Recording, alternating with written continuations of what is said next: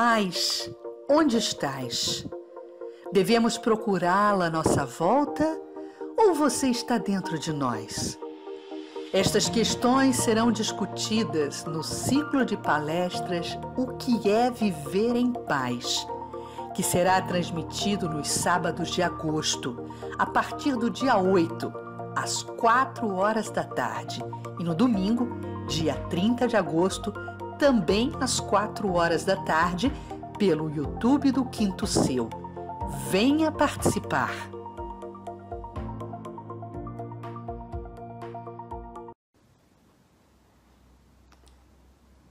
Olá, sejam bem-vindos a esta palestra no Seara Fraterna, que me convidou e eu com muita alegria estou aqui para refletirmos um pouco sobre a sublime oração de Francisco de Assis. Meu nome é Jorge da Conceição, eu sou trabalhador espírita da Agremiação Espírita Isabel e do Grupo Espírita Boa Nova. Um fica no Engenho Novo e outro no Jacarezinho. E refletindo então sobre essa oração, eu acho que a gente vai ter informações muito importantes, reflexões valiosas para a nossa vida, e eu peço que a espiritualidade amiga possa me amparar. Amparar para que eu faça uma boa palestra, amparar para que a equipe trabalhadora de Jesus, da qual Francisco de Assis faz parte, nos auxilie nesse momento. Então vou começar com a oração.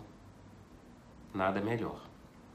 Senhor, fazei-me um instrumento de vossa paz. Onde houver ódio, que eu leve o amor. Onde houver ofensa, que eu leve o perdão. Onde houver discórdia, que eu leve a união. Onde houver dúvida, que eu leve a fé. Onde houver erro, que eu leve a verdade.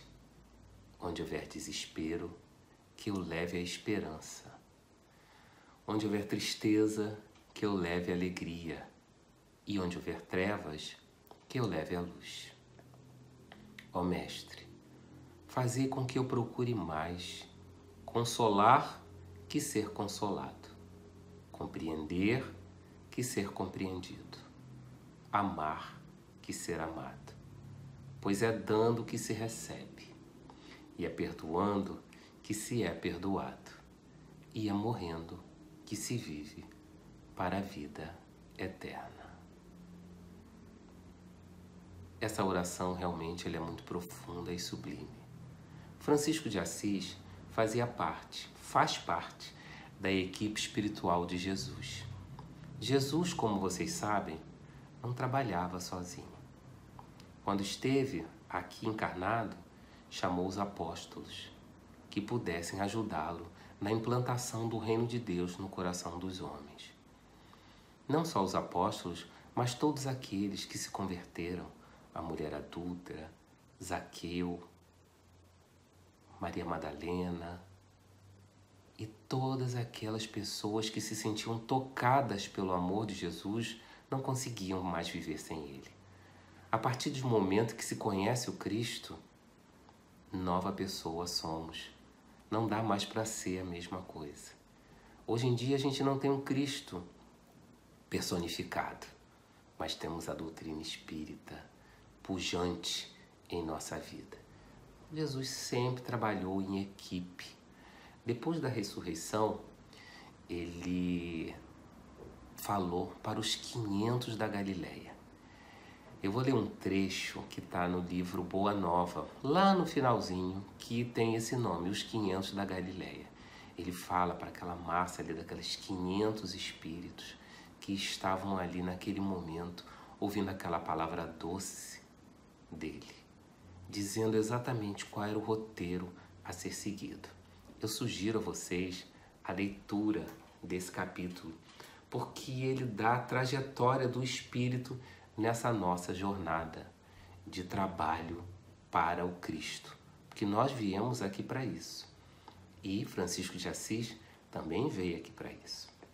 Então, nos 500 da Galileia, tem um parágrafo que eu separei aqui para a gente refletir, é o seguinte: Naquela noite de imperecível recordação, foi confiado aos 500 da Galileia o serviço glorioso da evangelização das coletividades terrestres sob a inspiração de Jesus Cristo. Mal sabiam eles, na sua mísera condição humana, que a palavra do Mestre alcançaria os séculos do porvir. E foi assim que, representando o fermento renovador do mundo, eles reencarnaram em todos os tempos, nos mais diversos climas religiosos e políticos do planeta, ensinando a verdade e abrindo novos caminhos de luz através dos bastidores eternos do tempo. Então, aqueles 500 que ouviram Jesus falar, assumiram um compromisso de reencarnar sucessivamente, trazendo a palavra, o conforto, a mensagem de Jesus em vários cantos do nosso planeta para auxiliar na evolução. Então, observe que o Cristo antes mandava emissários, veio pessoalmente, depois ainda deixou um legado e ainda prometeu o Consolador que viria depois. Isso é muito amparo. Francisco de Assis é um apóstolo de Jesus, é um missionário abnegado. Ele foi convocado para restaurar a doutrina do Cristo, que como base tem a simplicidade. A primeira mensagem de Jesus, ao chegar a esse planeta, foi a humildade, a simplicidade, nascendo naquela manjedoura simples, mostrando para nós que a humildade é a base de qualquer trabalho, de qualquer construção evolutiva. Francisco, então, veio resgatar essa simplicidade que havia sido perdida naquele período. E essa prece não é só uma prece, é um roteiro de vida que ele buscava praticar em nome de Jesus. O que Francisco nos trouxe serve de referência para todos nós. Mas nós também somos da equipe de Jesus. Nós podemos ser da equipe de Jesus. A gente precisa querer. Fomos os chamados, mas nós é que nos escolhemos para o trabalho. O trabalho de ser da equipe gloriosa de Jesus está aberto a todos nós que desejamos seguir os seus passos. Basta que a gente queira. Isso é muito importante. Como é que eu vou fazer parte dessa equipe de Jesus? Como é que eu vou transformar o mundo? Como é que eu vou implantar o reino de Deus? Primeiramente, vamos implantar no nosso coração, promovendo a nossa própria transformação moral, melhorar a si próprio. É isso que Jesus conta conosco, que a gente faça a nossa transformação moral.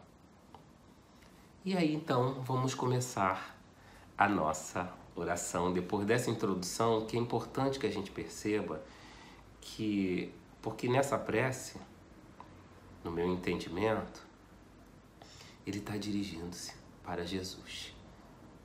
Jesus é o nosso mestre, é o nosso condutor, é o nosso guia. Senhor, fazei-me um instrumento de vossa paz.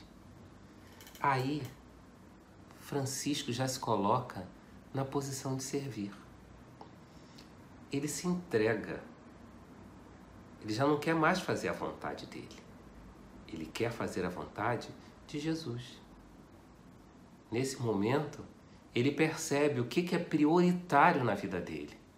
Se são as suas ações e os seus desejos, ou se é a vontade do Mestre. Nesse momento, ele identifica: fazei-me um instrumento de vossa paz. Mas para isso, é preciso, para a gente fazer isso, há necessidade da gente diminuir o nosso ego. Precisamos nos diminuir para que o Cristo cresça em nós. Vocês conhecem essa fala, já ouviram em algum lugar. João Batista. João Batista, em Mateus, lá no Evangelho de Mateus, ele fala, né, é necessário que eu diminua para que ele cresça. Então a gente precisa, como João Batista e como Francisco de Assis, diminuir o nosso ego para aumentar o Cristo dentro de nós. Porque o ego, normalmente, ele busca o enaltecimento pessoal, o reconhecimento, ele quer traz, né, para nós aquele sentido de que nós temos que considerar que nós somos muito importantes, que nós somos essenciais, que nós precisamos ser reverenciados. E isso é muito do ego, está muito ligado à questão do orgulho. Então tem que tomar cuidado com esse ego. Então quando você diminui um pouco, você deixa de se projetar para que o Cristo apareça, né? O Cristo, né, ele veio para servir e não para ser servido. O Filho do Homem não veio para ser servido, mas para servir, para dar sua vida em resgate de muitos. Está em Mateus 20, versículo 28. Olha só que coisa mais legal, que tem tudo a ver com o que a gente vai estudar nessa oração de São Francisco. O Filho do Homem não veio para ser servido, veio para servir.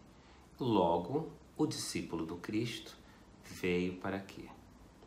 Para servir e não para ser servido. O ego gosta de ser servido. O Cristo ama a humanidade.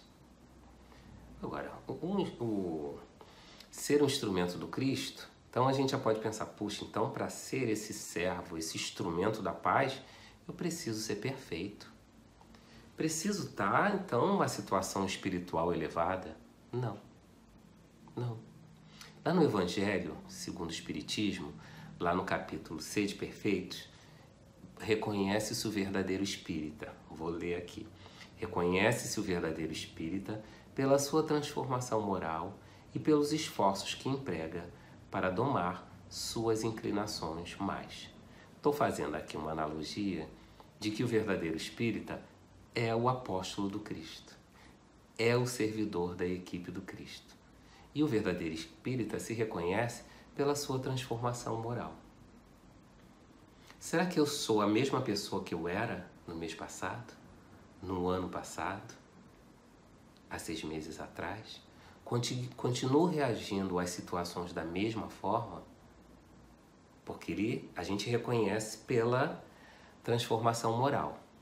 Então, se eu estou agindo da mesma forma, se eu ainda penso da mesma maneira que antes, não houve transformação ainda. Vamos observar que tipo de transformação a gente conseguiu implementar na nossa vida. E pelos esforços que emprega para domar suas inclinações mais. Ora, se tem inclinações mais, ainda não é perfeito. Ainda está em processo de crescimento. E é esse que o Cristo quer na sua equipe. Aquele que esteja disposto a investir na sua mudança, na sua melhora pessoal. É esse aí. Porque se estiver acomodado, ele não vai entender o Cristo. Não vai viver e não vai entender o Cristo. Ele precisa estar numa dinâmica de desenvolvimento, ou seja, esforços. Tem esforço, tem trabalho a ser feito para domar as suas inclinações mais. Observe-se se você está nesse esforço, se está se vigiando. Não está se castigando, porque não é para se castigar, não é para se culpar, não é para se martirizar. Não. É para você identificar aquilo que precisa ser mudado. Identifica, aceita que precisa ser mudado e investe na mudança. Com esforços e com vontade. É esse. Para ser um instrumento da paz, precisa estar numa dinâmica de crescimento espiritual. Se estiver acomodado, parece que está satisfeito do jeito que está. Mas o Cristo, ainda não, o reino do Cristo, né, ainda não está implantado na Terra. Se ainda não está implantado, significa que nós temos trabalho a fazer para ser um instrumento de vossa paz. Bem-aventurados os pacíficos, porque serão chamados filhos de Deus. Os pacíficos são os embaixadores da paz, aqueles que buscam a paz, que prezam e mantêm a paz. A paz é algo muito profundo, porque ela está dentro de nós, mesmo com todas as situações conturbadas da vida. Vivemos em um momento de pandemia, um momento de várias crises econômicas, políticas, crises de saúde. Questões mundiais estão sendo revistas nesse momento. E nós, diante disso tudo que está acontecendo, precisamos manter a nossa paz. Como é que a gente mantém essa paz? Inicialmente, não promovendo a discórdia pelo lado de fora, não fomentando com comentários que possam depreciar a reputação de alguém. Não importa se aquela pessoa esteja no caminho equivocado. Para se ajudar alguém, não adianta falar dela, e sim falar com ela. Chegar para ela, se for possível, com toda a caridade e conversar. Então, todas aquelas pessoas que a gente vê pela televisão, falar mal delas, não estou provocando a paz. Muito pelo contrário, estou provocando a divisão. Os pacíficos serão chamados filhos de Deus. Como é Deus? Perfeito, que faz com que o sol ilumine aos gratos e ingratos. Acolhe a todos.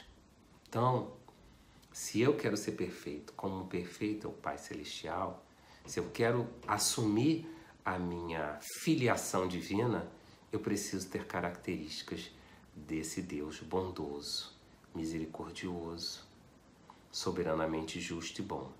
Preciso me apropriar, desenvolver essas qualidades que vão me fazer ser um filho de Deus. Porque eu sou o filho de Deus. Deus já me considera como filho. Mas eu o considero como pai?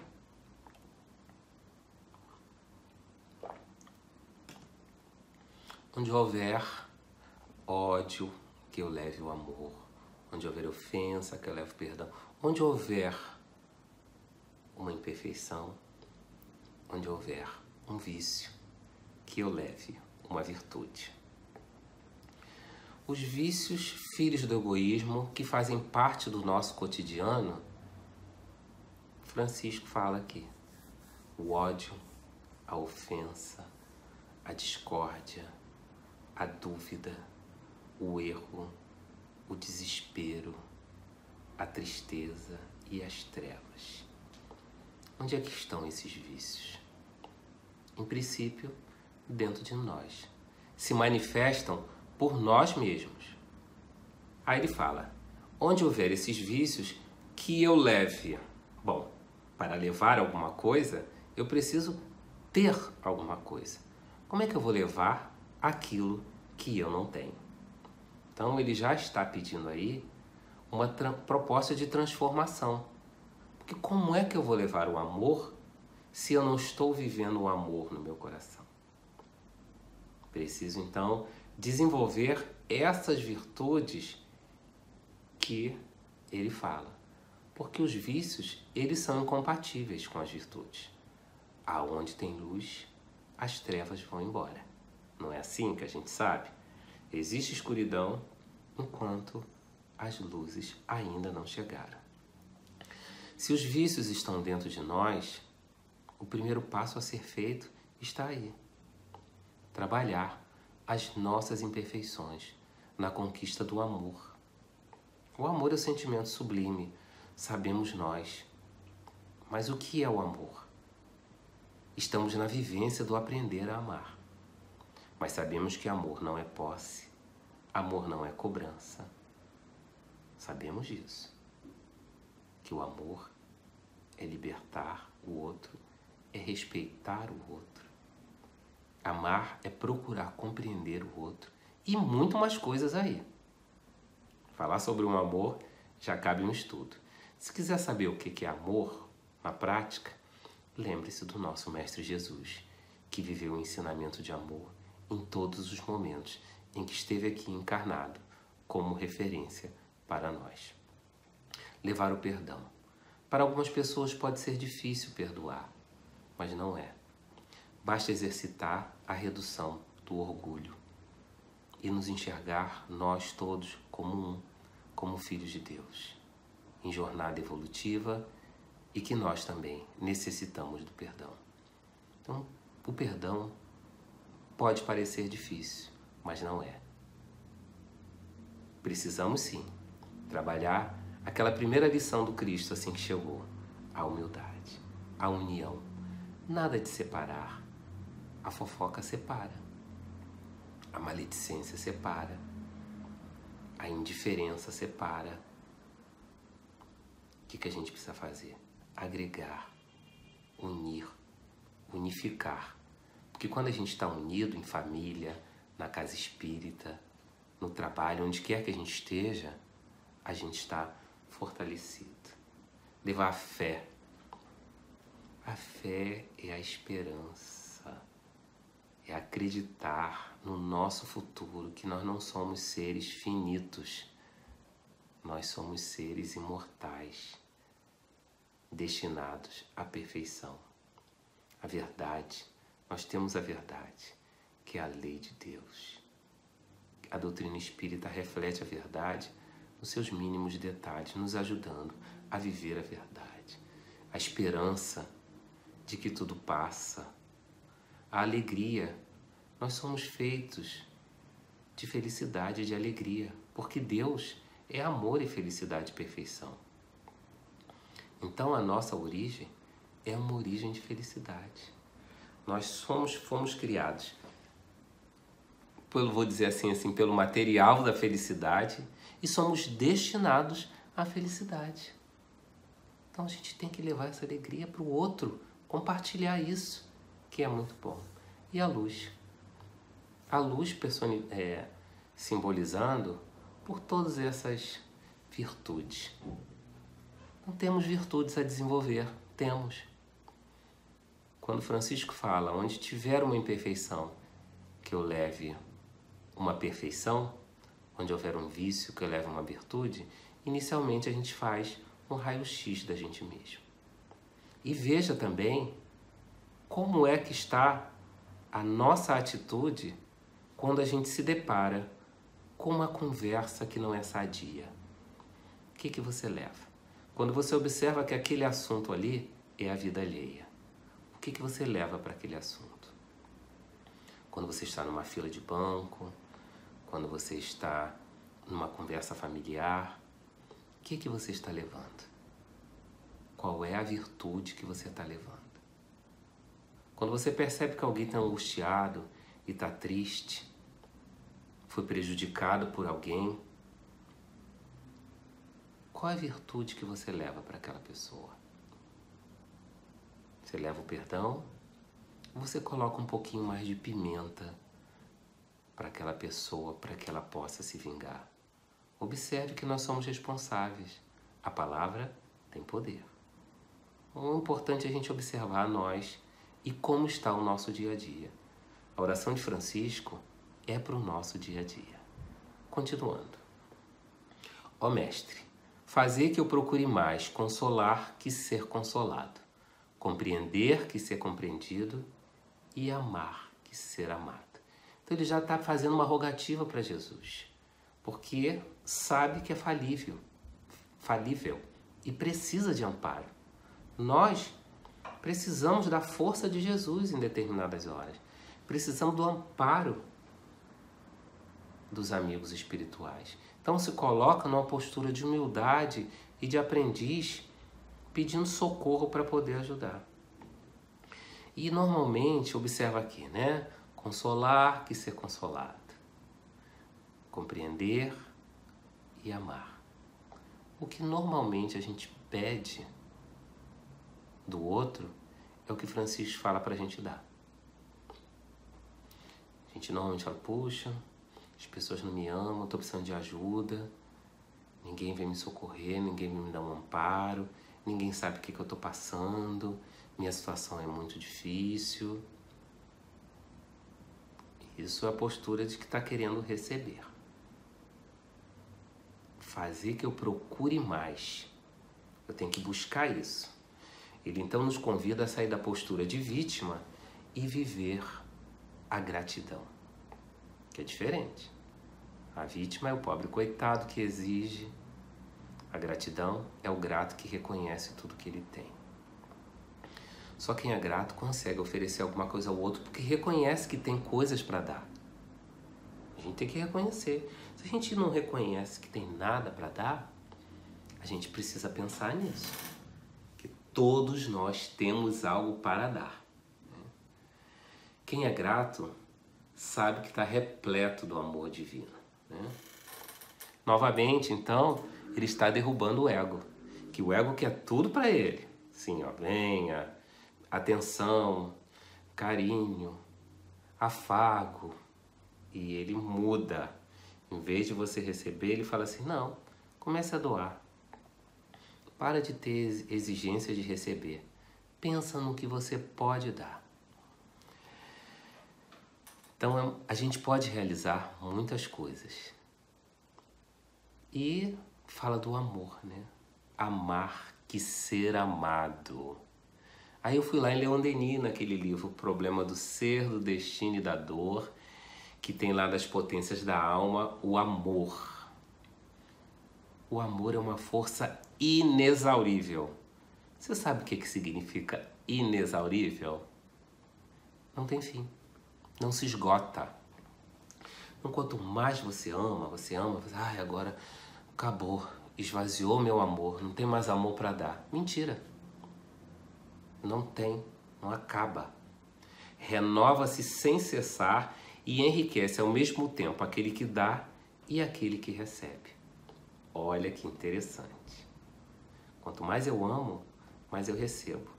Então, se eu tiver amor, eu tenho amor dentro de mim, você tem amor dentro de você.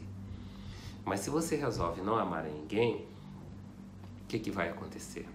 Aquele amor vai ficar guardadinho ali. Vamos até usar uma figura. Ele vai envelhecendo dentro de você, aquele amor vai cristalizando. Você sabe que as coisas, a energia, ela não pode ficar parada, ela precisa estar em movimento. E aquele amor vai ficando assim meio endurecido, vai esfriando. Agora, quando você ama o filho, ama a mulher, ama o marido, ama o vizinho, ama a natureza, os animais, ama a vida, ama Jesus, aquele amor vai fluindo. Ele vai saindo de você e você vai recebendo um outro novinho, fresquinho, renovado. Olha que coisa boa. A energia ela vai se circulando. Então, enriquece quem recebe e recebe quem dá. Né? É pelo amor, sol das almas, que Deus mais eficazmente atua no mundo. Então, olha só. Se você quer receber, sintonizar, sincronizar com a energia divina, com o amor, então você tem que amar. Se você tem que sintonizar, aliás, se você quiser sintonizar com Deus, o Criador, é pelo amor. Se não tiver o amor, não há sintonia com Deus.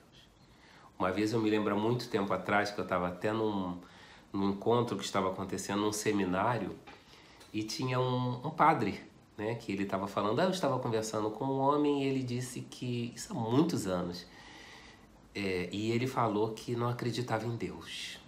Aí o padre falou assim, você não acredita em Deus? Ele falou, não acredito em Deus. Ele falou assim, mas você ama a sua esposa? Porque ele sabia que ele era casado. Sim, amo muito a minha esposa. Então você acredita em Deus. Se você ama a sua esposa, você acredita em Deus. Eu achei interessante aquela analogia dele e agora há pouco eu entendo. Porque a linguagem de Deus é o amor. Se você ama, é porque você tem Deus no seu coração, como a gente escuta falar. Vamos lá. É pelo amor, o sol das almas, o amor é o sol das almas, que Deus mais eficazmente atua no mundo.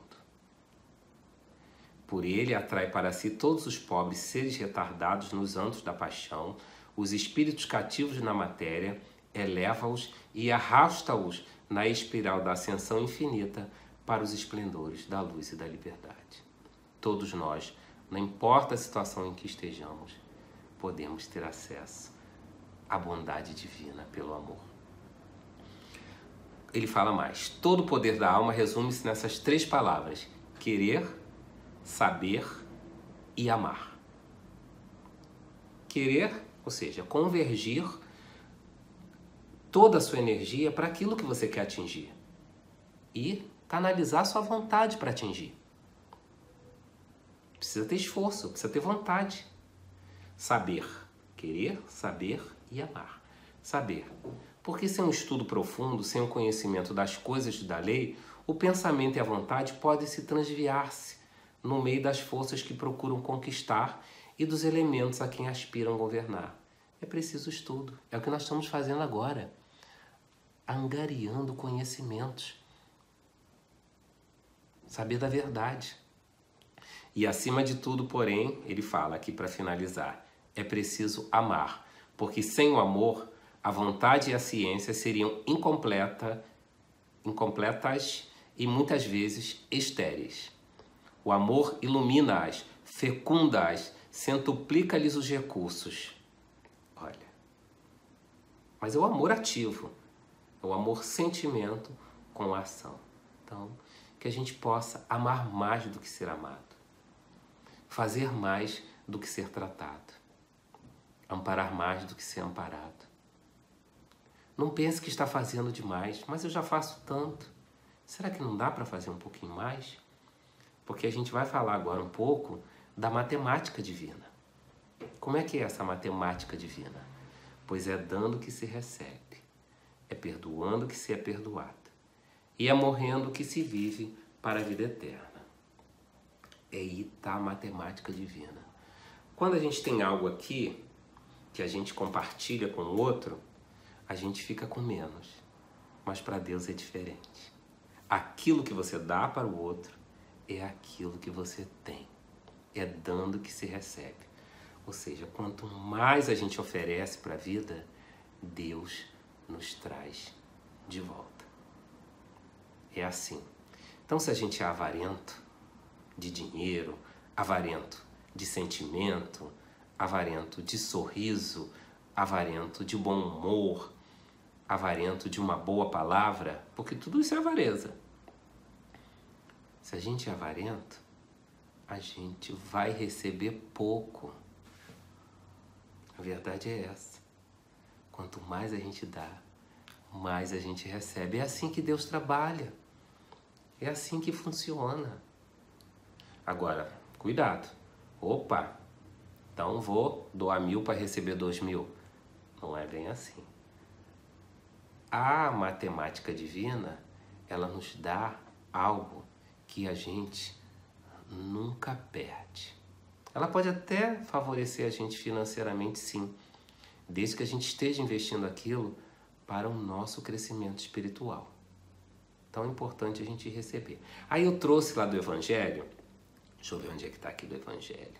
Ah, tá naquela... Não saiba a vossa mão direita ou esquerda, eu não peguei aqui. Tem um conto aqui que foi trazido por um espírito protetor, em Leão, 1861. 2 homens acabaram de morrer. Disseram a Deus, enquanto esses homens viverem, eles vão ficar com lugares diferentes, né? Vão pegar 2 sacos diferentes e a boa ação de cada um deles. Para quando eles desencarnarem, quando eles morrerem, vai ser pesado o saco de cada um das boas ações que eles fizeram. Muito bem. Quando chegaram lá, desencarnaram, né? Eles trouxeram os sacos dele, cada um. Um estava cheio, volumoso, e nele ressoava o metal que enchia. E o outro era pequeno, tão vazio que dava para contar as moedas que tinham dentro do saco. Aí o rico, né, fala assim, esse que estava cheio, né, fala assim, esse é meu, né? Reconheço, fui rico, doei muito. E o pobre, esse aqui é o meu, com aquele saquinho pequenininho, com aquelas moedinhas, né? Fui pobre, quase nada tinha para repartir. Mas, ó, que surpresa! Quando colocou na balança os 2 sacos, o que aconteceu? O mais volumoso ficou mais leve. E o mais leve subiu assim, sabe? Deu uma disparidade na balança. E aí Deus então disse para o rico, deste muito, é certo. Mas deste por ostentação e para que seu nome figurasse em todos os templos do orgulho. E também você deu, mas de nada se privou. Então ele fala, então vai para ali, para aquele local e fica satisfeito com o que te serem as suas esmolas, com o resultado daquilo que você fez. Depois disse ao pobre, tu deste pouco. Lembra do óbolo da viúva? Tu deste pouco, meu amigo. Mas cada uma das moedas que estão nesta balança representa uma privação que te impuseste. Não deste esmolas, entretanto, praticaste a caridade, e é o que vale muito mais. Fizeste caridade naturalmente, sem cogitar de que te fosse levado em conta. Foste indulgente, não te constituíste juiz do seu semelhante, ao contrário, todas as suas ações você relevou do outro. Passa para a direita e vai receber a sua recompensa. Olha só.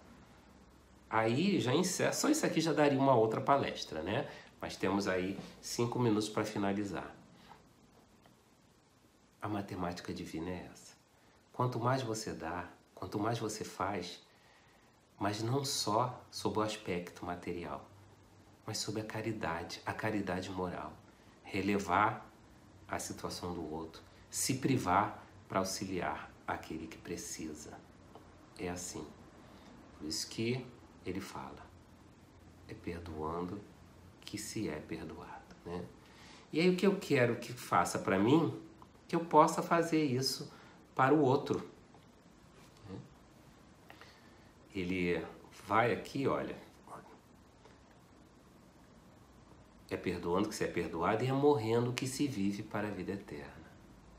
Ou seja, ele já dá aqui uma dimensão, né, de que a gente somos imortais. Quando a gente sair desse corpo temporário, a gente vai viver a verdadeira vida, que é resultado das nossas ações que aqui fazemos. Então que a gente possa fazer o melhor das nossas ações, que a gente possa fazer o melhor, que a gente possa se colocar como servo, como apóstolo do Cristo, como trabalhador da seara. E para finalizar eu trouxe uma pergunta, já que eu falei do verdadeiro espírita lá atrás. Tem lá no Evangelho capítulo 20, na missão dos espíritas, uma pergunta que Kardec faz.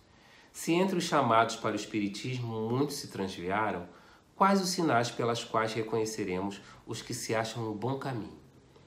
Qual é o espírita que está no bom caminho? Como é que eu vou identificar se eu estou no bom caminho? Aí agora tem a conexão com a oração final de São Francisco. Resposta de Erasto. Reconhecê-los-eis pelos princípios da verdadeira caridade que eles ensinarão e praticarão. Olha, só ensinar não serve. Ensinar e praticar a caridade. Reconhecê-lo-eis pelo número de aflitos a que levem consolo. Olha aí. Amparar do que ser amparado. Consolar que ser consolado. Amar que ser amado. Está aqui. A gente vai reconhecer se está no caminho certo pela caridade, pelo número de aflitos, o que mais? Pelo seu amor ao próximo, pela sua abnegação, pelo seu desinteresse pessoal e, finalmente, pelo triunfo dos seus princípios, porque Deus quer o triunfo de sua lei. Os que seguem a sua lei, esses são os escolhidos, e ele lhes dará vitória, mas ele destruirá aqueles que falseiam o espírito dessa lei e fazem dela degrau para contentar sua vaidade e sua ambição. Erasto. Atenção, se você está em qualquer ação da sua vida, querendo enaltecer o seu ego, querendo se projetar, querendo chamar a atenção para si próprio naquilo que você está fazendo, aqui já está dizendo que você está num problema. Você não está como aquele da equipe de Jesus, porque você não está trabalhando para Jesus, você está trabalhando para si próprio. Aí ele diz o seguinte: se você está sendo abnegado, está trabalhando com desinteresse, se está confortando seu próximo, secando as lágrimas dele, é isso que Jesus fazia. Então você está trabalhando em nome de Jesus. Então você é um instrumento da paz de Jesus. Você está levando as virtudes aonde quer que esteja. É isso. Essa oração é um convite à transformação. É um convite à felicidade. É um convite à renovação. É um convite ao amor e à aproximação do nosso Mestre, do nosso guia, do nosso querido Jesus. Que possamos refletir sobre essas palavras, nos tornarmos realmente instrumento da paz, onde quer que estejamos, profundamente, buscando a paz na gente mesmo e buscando a paz, levar a paz onde quer que estejamos. O nosso mundo agora precisa de paz. O nosso país precisa de paz. E eu posso fazer a minha parte, promovendo a minha transformação, construindo a paz dentro de mim, para que ela se irradie em todos os lugares que eu vá. Qualquer lugar que eu vá, que fique a paz, e não que fique a minha presença, mas a presença da paz. Porque quando eu levo a presença da paz, eu levo Jesus. Eu levo a presença de Deus. Muito obrigado a todos vocês, que possamos continuar com muita alegria no nosso coração, porque a doutrina espírita é a doutrina da alegria, não é a doutrina da tristeza, porque ela nos traz esperança, nos traz conforto, nos traz esclarecimento. Então, que possamos ter alegria nesses momentos. Ânimo, coragem e fé. Muito obrigado e que assim seja.